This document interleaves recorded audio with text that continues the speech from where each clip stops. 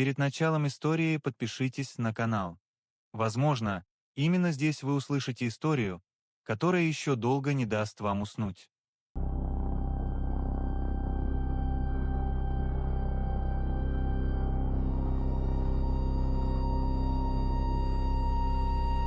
Я никогда не верил в деревенские легенды, пока не оказался в селе под названием Березовка. Я приехал туда летом.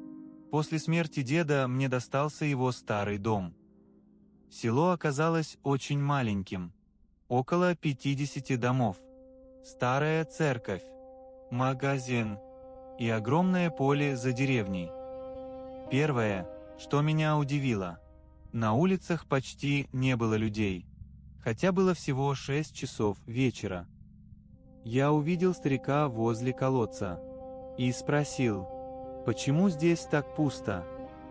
Он посмотрел на меня и тихо ответил: «Ты новый?» Я кивнул. Старик несколько секунд молчал, а потом сказал: «Тогда запомни, когда услышишь колокол, не выходи из дома». Я усмехнулся. «Какой еще колокол?» Старик поднял руку и показал на церковь. Она выглядела заброшенной. Окна были заколочены, крыша почти обвалилась. «Но церковь же не работает», — сказал я. Старик тяжело вздохнул. «А именно поэтому тебе нельзя выходить».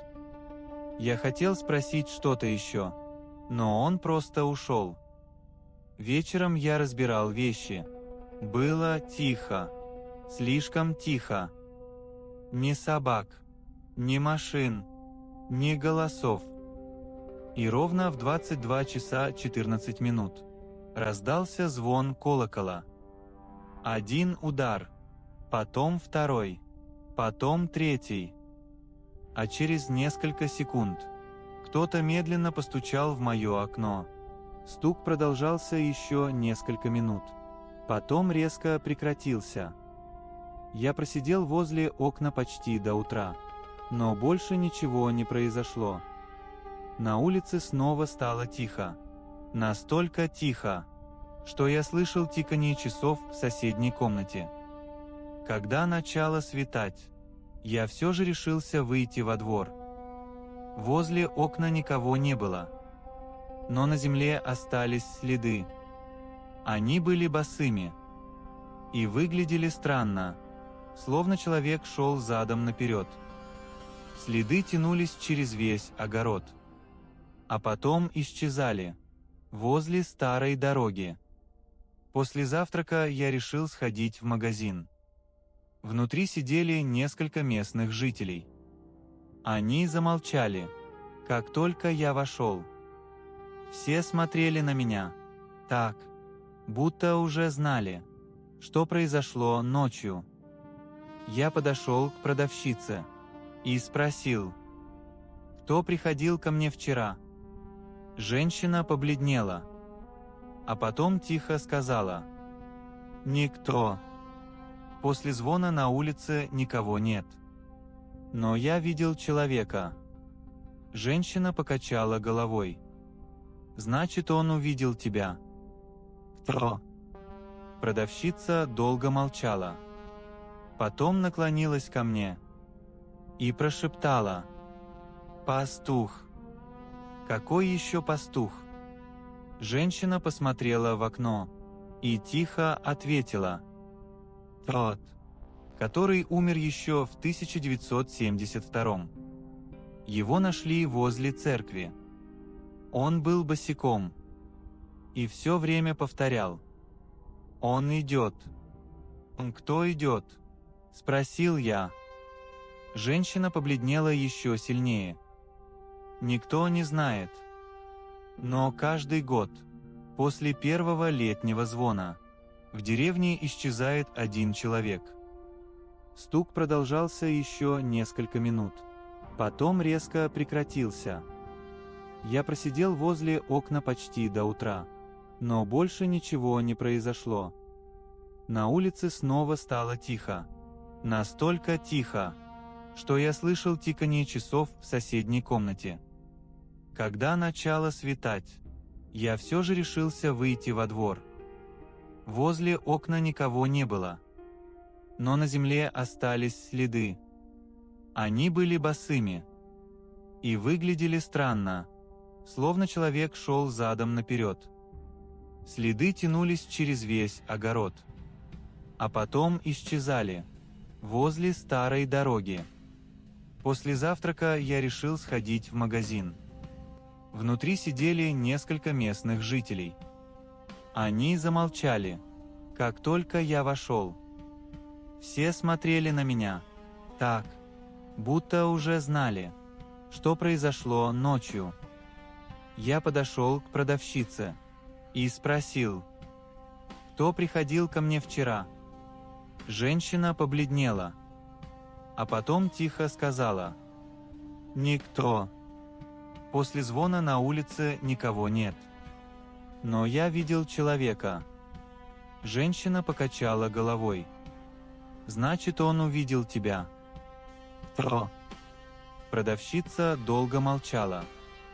Потом наклонилась ко мне и прошептала: «Пастух».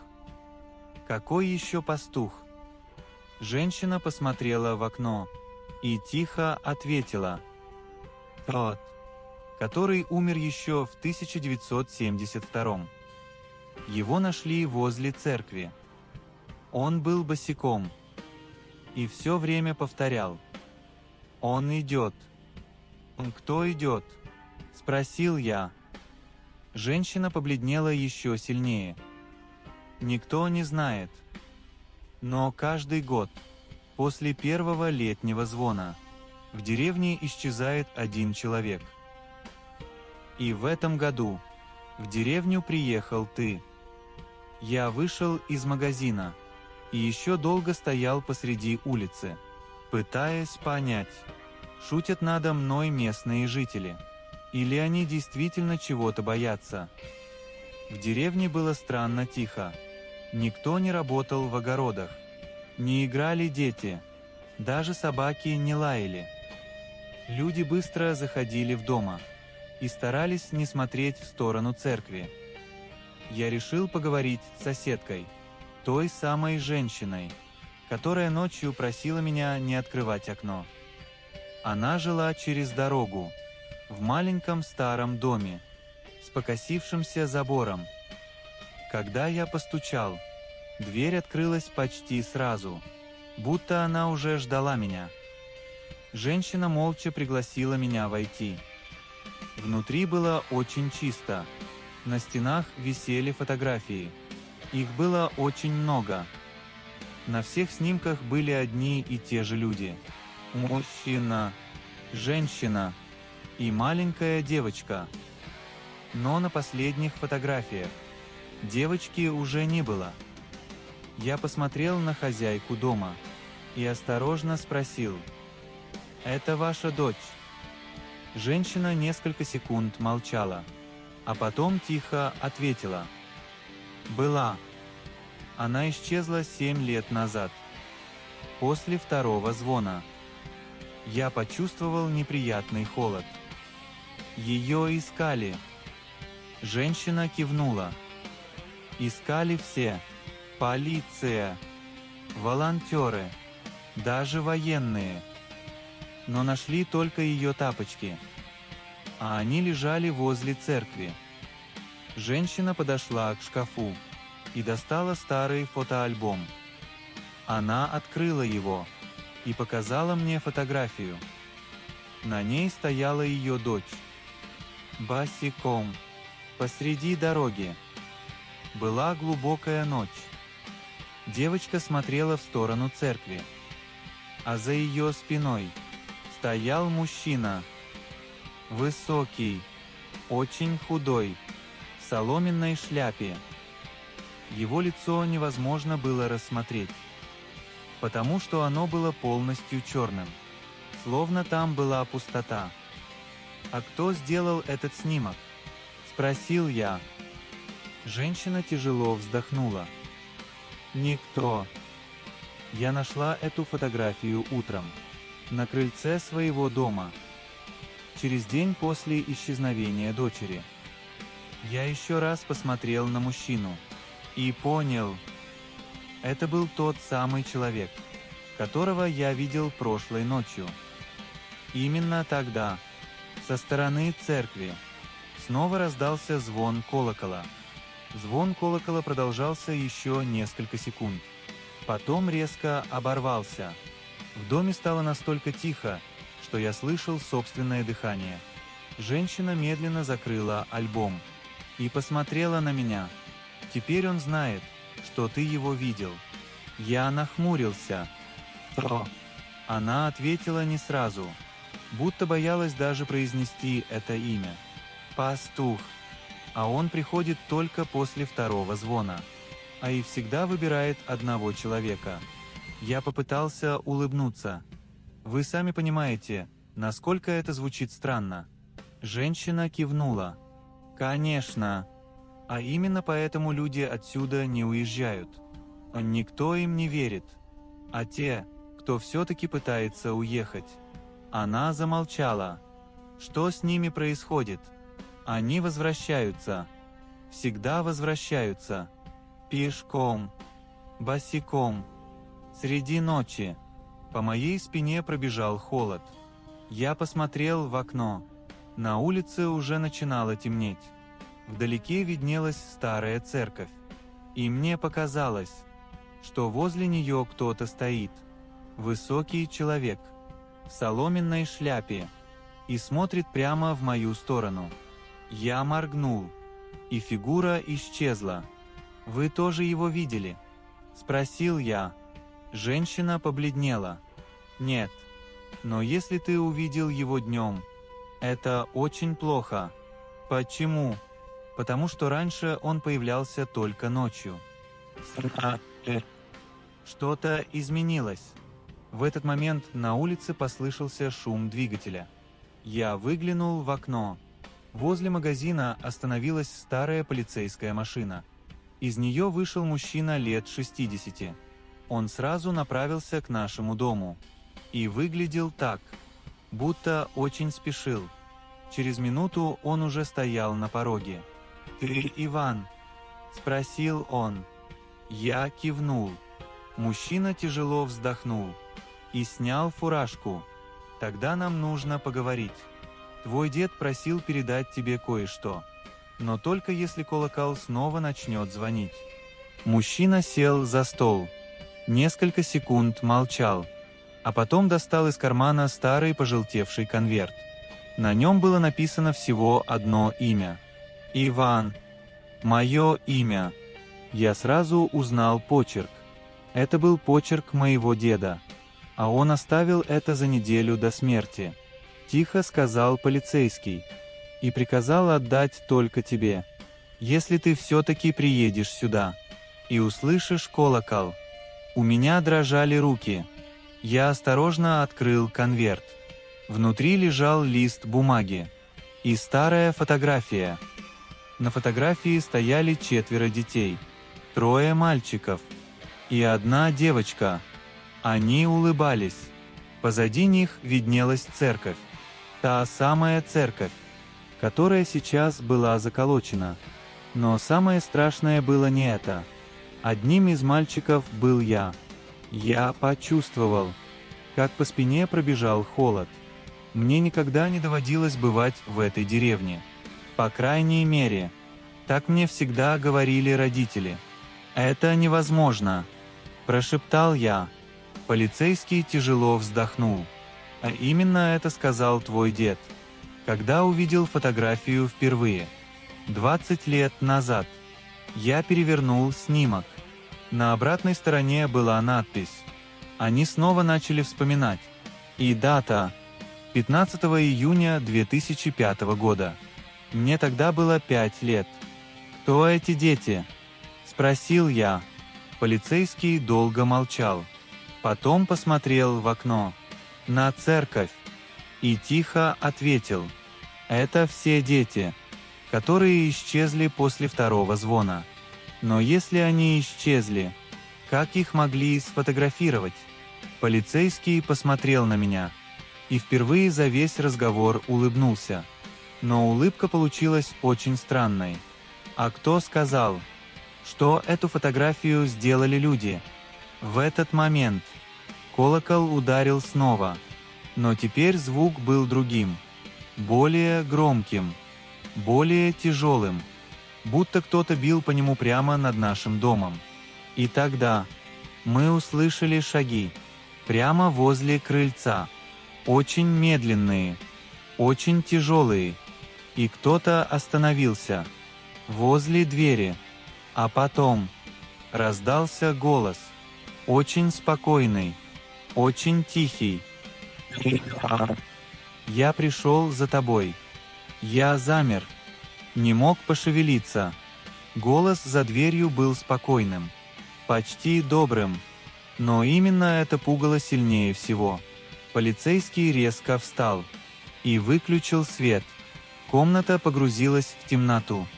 «Не отвечай», – тихо сказал он. «Что бы ты ни услышал, не отвечай». За дверью послышались шаги. Кто-то медленно ходил по крыльцу. Скрипели старые доски, будто человек никуда не спешил. Он просто ждал. «Иван, я знаю, что ты там. Ты ведь хочешь узнать правду». Я почувствовал, как пересохло во рту. Голос был незнакомым, но почему-то казался очень родным. И вдруг я понял. Я уже слышал его раньше. Очень давно, когда был ребенком. Перед глазами вспыхнуло воспоминание. Лето. Жаркий день. Мне лет 5. Я стою возле колодца, а рядом со мной мужчина. Высокий, худой, в соломенной шляпе. Он улыбается и держит меня за руку. «Пойдем. Я покажу тебе колокол». Воспоминание оборвалось. Я резко открыл глаза. Полицейский внимательно смотрел на меня. «Ты вспомнил что-то?» – спросил он. Я кивнул. Я уже видел пастуха. Полицейский побледнел. Значит, все намного хуже. В этот момент раздался третий удар колокола. Очень громкий. Такой громкий, что задрожали окна, а человек за дверью перестал ходить. Наступила тишина, полная, абсолютная. И тогда кто-то постучал в окно. Не в дверь, а именно в окно, которое находилось за моей спиной. Медленно, 3 раза. Тук, тук, тук. И я понял, пастух больше не стоит на крыльце. Он уже возле дома. Я медленно повернул голову, но полицейский схватил меня за плечо. «Не смотри. Если он увидит твои глаза, он уже не уйдет». Стук повторился. На этот раз сильнее, словно кто-то ударил ладонью по стеклу. А потом еще раз. И еще. Я не выдержал. И все же посмотрел. Всего на секунду. И сразу пожалел об этом. За окном никого не было. Только мое отражение. Испуганное, бледное и еще одно лицо, стоящее прямо за моей спиной. Я резко обернулся. В комнате никого. Полицейский стоял возле стены и тоже выглядел напуганным. «Ты видел его?» – тихо спросил он. Я кивнул. Он стоял позади меня. Полицейский закрыл глаза и тяжело выдохнул. Значит, осталось совсем мало времени. До чего? До того момента, когда ты начнешь вспоминать. Вспоминать что? Полицейский несколько секунд молчал. Потом достал из кармана старую фотографию и протянул ее мне. На фотографии были дети. 5 детей. Они стояли возле церкви и улыбались. Я сразу заметил себя. Маленького, лет 5. Но потом заметил еще кое-что. Среди детей стоял мальчик в соломенной шляпе «Это он?» – спросил я. Полицейский покачал головой. «Нет, это был ты. Я почувствовал, как земля уходит из-под ног». «Что?» «Нет, это невозможно». Полицейский опустил голову. «Твой дед нашел тебя возле церкви. 20 лет назад. Ночью, после 3-го звона. Ты стоял босиком, в соломенной шляпе, и смотрел на колокол. Ты ничего не помнил, не знал своего имени, не говорил несколько месяцев. А потом, однажды утром, ты просто проснулся обычным ребенком и забыл все. Я молча сел на стул. В голове все перемешалось. Именно тогда колокол ударил снова, 4-й раз, хотя жители говорили, что он звонит только 3 раза. Полицейский побледнел. Нет, такого никогда не было. А потом из-за двери послышался голос. Очень тихий, очень знакомый. «Пора домой». И я понял, что этот голос принадлежал не пастуху. Он принадлежал мне самому. Я замер, не мог пошевелиться. Голос за дверью действительно был моим, только старше, грубее, будто говорил человек, который много лет не произносил ни слова. «Открой дверь, нам нужно поговорить». Полицейский резко поднялся и подошел ко мне. «Не слушай». А они всегда используют знакомые голоса. Но это был я. Я слышал себя. Полицейский ничего не ответил. Он достал из кармана маленький складной нож и положил его на стол. «Если кто-нибудь войдет и будет похож на твоего деда, или на меня, или даже на тебя самого, не разговаривай с ним». «А откуда вы это знаете?» Полицейский опустил глаза. «Потому что однажды я открыл дверь». Наступила тишина. Больше никто не стучал. Колокол тоже замолчал. Я посмотрел на часы. Было уже 2 часа ночи. «Когда все закончится?» – спросил я. Полицейский посмотрел в окно. «Никогда. Просто иногда. Они уходят». Именно в этот момент мы услышали крик. Очень далеко, со стороны церкви. Это был женский голос. Кто-то плакал и просил помочь. А затем раздался детский смех. Полицейский побледнел. «Нет, только не сегодня. Что происходит?» Он посмотрел на меня. «Сегодня годовщина. Ровно 50 лет назад, в эту ночь, исчезла вся деревня. Я не понял. Какая еще деревня?» Полицейский тяжело вздохнул.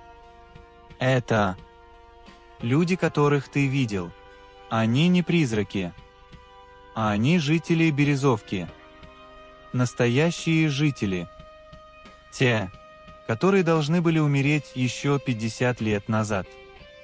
И вдруг в доме погас свет. Во всем селе стало темно. А потом мы услышали шаги. Но теперь они были не снаружи. Кто-то ходил по чердаку. Очень медленно. Скрип. Еще один скрип. И вдруг кто-то остановился прямо над моей комнатой. Наступила полная тишина. А потом из потолка посыпалась земля. И чей-то голос прошептал: «Я нашел тебя». Полицейский схватил меня за руку. «Бежим». «Куда?» «В церковь». «Но вы сами говорили, что туда нельзя». Полицейский открыл дверь. и впервые за все время улыбнулся. А кто сказал, что я всегда говорил правду? Я смотрел на полицейского и не понимал, шутит он или действительно сошел с ума. Вы говорили, что после звона нельзя выходить, что нельзя смотреть в окна, что нельзя идти к церкви, а теперь предлагаете бежать именно туда. Полицейский поднял фонарь и посмотрел мне прямо в глаза, потому что раньше я думал, что церковь удерживает их, но сегодня я понял, что она удерживает нас. Сверху снова послышался скрип. Кто-то медленно ходил по чердаку, словно искал место, где потолок тоньше. Потом раздался удар, очень сильный, такой, что с потолка посыпалась штукатурка. «Быстрее!» – сказал полицейский. У нас осталось несколько минут. Мы выбежали на улицу, и я сразу понял, что деревня изменилась. Домов стало больше, намного больше. Там, где днем было пустое поле, теперь стояли дома. Старые, покосившиеся, с разбитыми окнами. Во многих окнах горел свет, и в каждом окне кто-то стоял. Мужчины, женщины, дети, старики. Они молча смотрели на нас, не двигаясь, не моргая. И тогда я заметил, что среди них была девочка, та самая девочка, с фотографией соседки. Она улыбалась и медленно помахала мне рукой, а потом указала пальцем на церковь.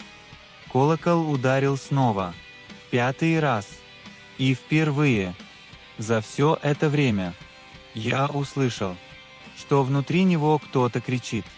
Это был не звук металла, это был человеческий голос.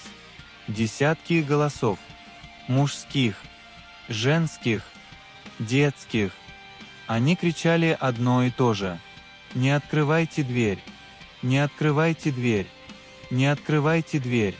Полицейский остановился и посмотрел на колокольню. «Господи, он все еще там!» «Кто?» – спросил я. Полицейский тяжело вздохнул и тихо ответил: «Настоящий пастух, потому что тот, которого мы видели, это всего лишь один из них, а настоящий уже 50 лет не спускается с колокольни». Именно тогда двери церкви, которые были заколочены много лет назад, медленно открылись, а из темноты кто-то очень тихо произнес: «Я ждал тебя 20 лет. Я остановился. Не мог сделать ни шуга. Двери церкви были открыты, хотя еще вчера они были заколочены досками, и я видел это собственными глазами. Изнутри не доносилось ни звука, ни шагов, ни дыхания, только темнота, густая, почти живая. Полицейский тоже замер. Он тяжело дышал и впервые за все время выглядел по-настоящему испуганным. «Нет», – прошептал он, – «рано, еще слишком рано». «О чем вы говорите?» – спросил я, но он не ответил. В этот момент колокол ударил 6-й раз. Очень громко, так громко, что у меня заболели уши. И тогда во всех окнах деревни одновременно погас свет.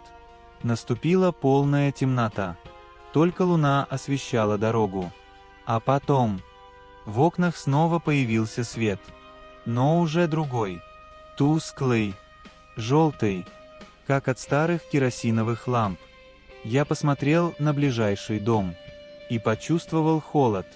Через окно на меня смотрела женщина, очень старая, седая, в длинном черном платье.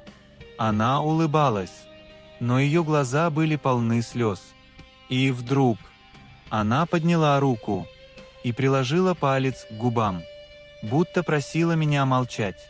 а затем исчезла. Прямо у меня на глазах. Полицейский схватил меня за рукав. «Не смотри по сторонам. Они хотят, чтобы ты их заметил». «Кто они?» – спросил я.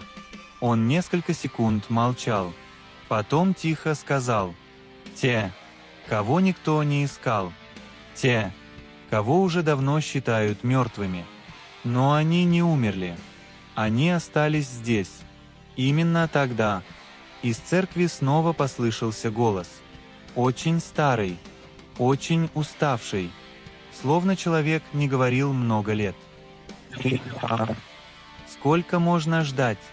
Ты обещал вернуться». Я почувствовал, как внутри все похолодело, потому что я не помнил этого, но почему-то был уверен, что этот голос говорит правду. И тогда в голове вспыхнуло воспоминание. Мне было 5 лет. Я стоял возле колокольни. Рядом со мной был мальчик, примерно моего возраста. Он улыбался и держал в руках маленький колокольчик, а потом сказал: «Не бойся, мы скоро снова увидимся». И я вспомнил его лицо. Это был тот самый мальчик, который исчез 50 лет назад. Я стоял перед открытыми дверями церкви и чувствовал, что если сейчас войду внутрь, то моя жизнь уже никогда не станет прежней. Полицейский схватил меня за руку.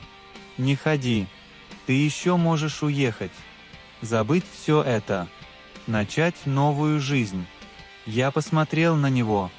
«Тогда почему вы сами не уехали?» Полицейский грустно улыбнулся. «Потому что я уже пытался. 5 раз. И 5 раз просыпался в своем доме. Здесь, в Березовке». Я медленно поднялся по ступеням и вошел в церковь. Внутри было темно, очень темно, но посреди зала горела одна свеча. Рядом со свечой сидел старик, очень худой, очень бледный, в старой соломенной шляпе. Он поднял голову и улыбнулся. «Наконец-то! Ты вернулся! Кто вы?» – спросил я. Старик долго молчал, а потом ответил: «Я был первым ребенком, которого позвал колокол. 100 лет назад. Я тоже вошел сюда, и никто больше меня не видел». Он тяжело вздохнул и посмотрел наверх, на огромный колокол. «Но я не звоню в него. Тогда кто?» Старик поднял руку и указал наверх. Я посмотрел и почувствовал, как внутри все похолодело. Под самым потолком, цепляясь руками за балки, сидел человек, худой, почти высохший, весь покрытый пылью. Он медленно поднял голову, и я узнал его. Это был мой дед. По его щекам текли слезы. Он открыл рот и очень тихо сказал: «Прости меня. Я хотел спасти тебя, но спас только на время». Старик в шляпе поднялся и подошел ко мне. «Теперь выбор за тобой. Ты можешь уйти, и через год колокол позовет другого ребенка. Или можешь остаться здесь, и колокол больше никогда не прозвучит». Я посмотрел на деда, на старика, на дверь, а потом вспомнил фотографию соседки, ее дочь, пропавших детей, людей, которые всю жизнь жили в страхе, и сделал шаг вперед, поднялся по лестнице, к колоколу. Дед заплакал. «Нет, не надо». Я улыбнулся и впервые за все время почувствовал спокойствие. «Ты уже спас меня однажды. Теперь моя очередь». Я взялся за веревку и перерезал ее ножом. Колокол сорвался. Раздался оглушительный грохот. Погасла свеча. Церковь начала разрушаться. А последнее, что я услышал, был голос деда. «Спасибо. Эпилог». Утром жители Березовки вышли из домов. Впервые за 50 лет.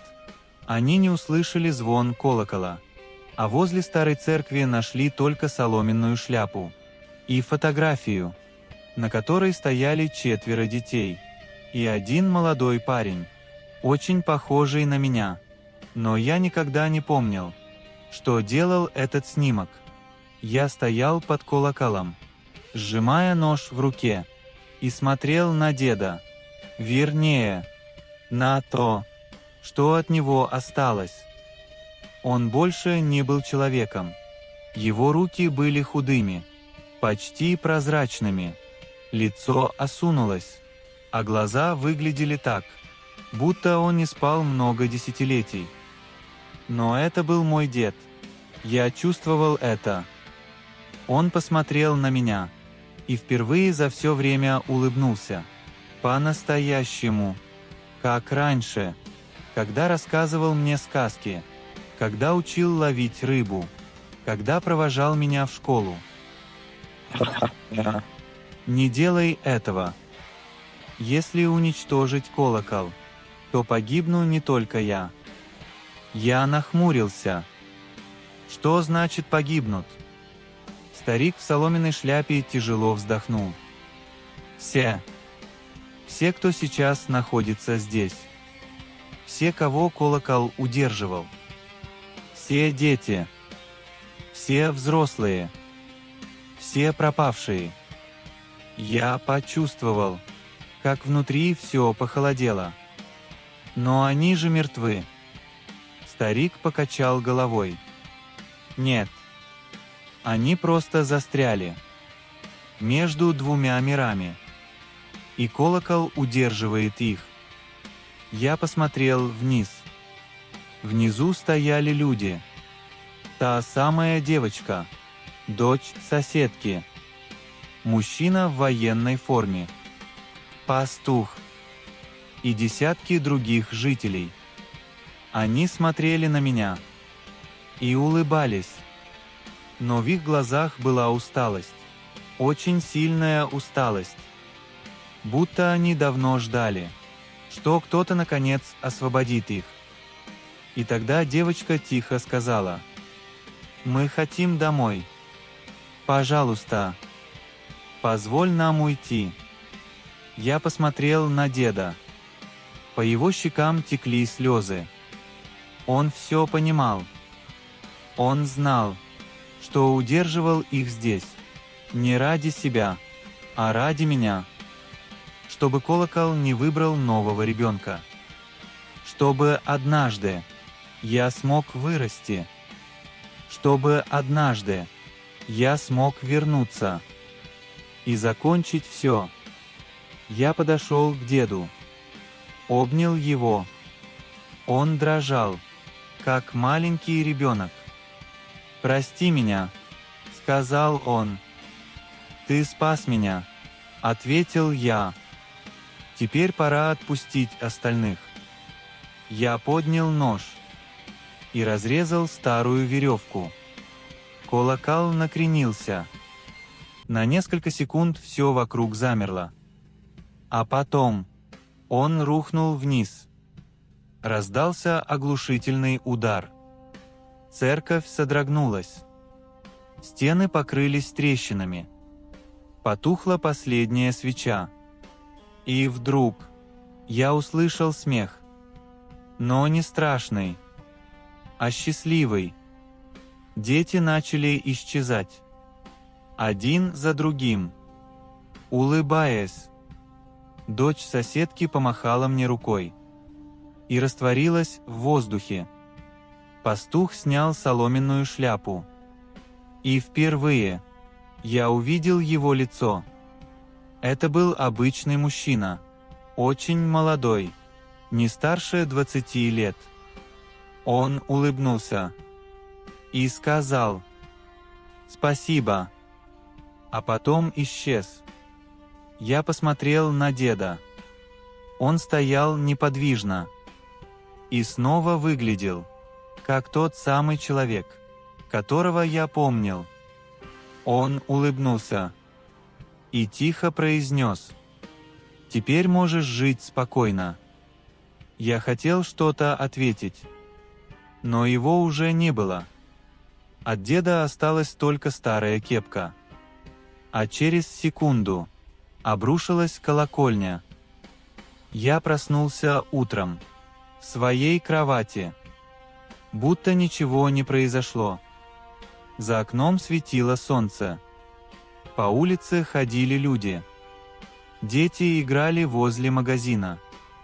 А церковь никогда не существовала. На ее месте было поле. Никто в деревне не помнил ни колокол, ни пастуха, ни исчезнувших детей. Только соседка, увидев меня, вдруг заплакала, потому что ее дочь впервые за 7 лет вернулась домой, живая и совершенно не постаревшая. А вечером, разбирая вещи деда, я нашел фотографию. На ней стояли все жители деревни, улыбаясь, и только один человек смотрел прямо в камеру. Это был я, а на обратной стороне было написано: «Звездочка, звездочка, спасибо, что все-таки вернулся».